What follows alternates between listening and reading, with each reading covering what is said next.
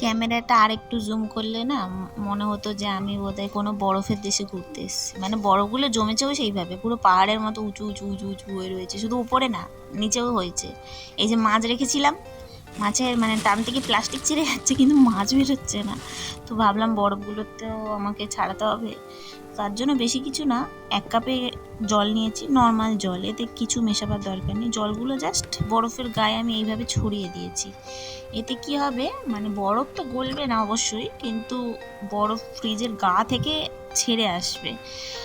তখন খুব সহজেই কোনো খুন্তি হাতার সাহায্যে আমি ওটাকে তুলে আনতে পারি।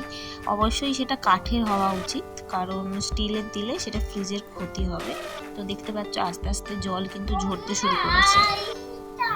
তো ভাবলাম যখন আমি বরফটা পরিষ্কারই করছি, একসাথে ফ্রিজটাও পরিষ্কার করে ফেলি। দেখতেই পাচ্ছ ফ্রিজটা কীরকম নোংরা হয়েছে, অনেক দিন পরিষ্কার করা হয়নি, সময় হয়ে ওঠে না। এটাকে রেগুলার যত্ন করা উচিত, অন্তত সপ্তাহে বা মাসে একবার করে তো যত্ন করাই উচিত, কিন্তু আমার তো করে হয়ে ওঠে না।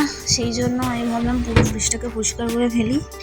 আস্তে আস্তে সব সবজিগুলো নামিয়ে এবং সব কটা লেয়ার খুলে ফ্রিজটাকে পরিষ্কার করছি, আর সেটাই তোমাদের সাথে আজকে শেয়ার করলাম, তোমরা দেখতে থাকো।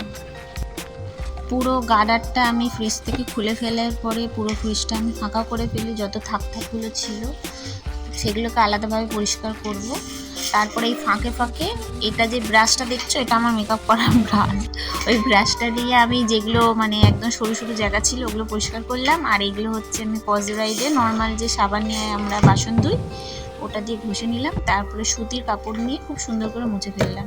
তো দেখো আমি যে এইভাবে ঠুকছি না, আস্তে আস্তে দেখো বরফগুলো কীভাবে ঝরে পড়ছে, খুবই ইজি, মানে জাস্ট নর্মাল জলেই আমার বরফগুলো এইভাবে ছেড়ে যাচ্ছে। এই যে আস্তে আস্তে দেখো আমার এইটা উঠে পড়ছে। আইস কিউবটা আমি কোনো সময় ব্যবহার করতে পারি না, এই বরফ জমে যায় সাত সকালে, সেই জন্য। তো এর নিচে জলটা ঝরে পড়ছে বলে না আমি ওই চটটা ওইভাবে রেখেছি, তোমরা আবার কেউ খারাপ ভেবো না, জল গড়িয়ে একদম নিচে পড়ে চলে যাচ্ছে তার জন্য। তো আস্তে আস্তে আমি এই লেয়ারগুলো সব পরিষ্কার করে ফেললাম, পরিষ্কার করার পর এগুলো আস্তে আস্তে সব ঢুকিয়ে দিচ্ছি ফ্রিজের বাইরে, ফ্রিজের ভেতরে, সব পরিষ্কার করা ফেলার পর কি সুন্দর যে ঝকঝক করছে, তোমরা নিজেরাই দেখতে থাকো। পুরো ফ্রিজটা না একদম আমার নতুনের মতো চকচক করছে, কেউ দেখে বলবেই না এটা 10 বছর পুরানো ফ্রিজ। তো যাই হোক, এটা খুব স্বাদের ফ্রিজ। তো ফ্রিজের ওপরে যে ডিপ ফ্রিজের যে ঢাকনাটা থাকে না, সেটা ভেঙে গেছে, সেটা লাগাই, কিন্তু মানে ওইভাবে আটকায় না, কিন্তু আমরা ঠিক লাগিয়ে দিই।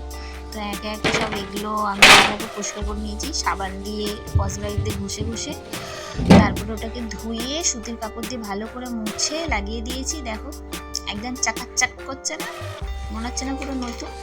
তারপরে এলো গার্ডারের পালা। গার্ডারটাকে দেখো কত যত্ন করে পরিষ্কার করছি আমি, একদম কোনা কোনা সাফ করেছি, কোনা কোনা। এই ভেতরে দেখো মানে না তুললে বোঝাই যাবে না যে ভেতরেও ঠিক এতটা করে ময়লা জমতে থাকে। তো পুরোটা পরিষ্কার করে নিয়েছি ভালো করে, তারপরে ওই গার্ডারটা খুব স্মুথভাবে লেগেও গেছে।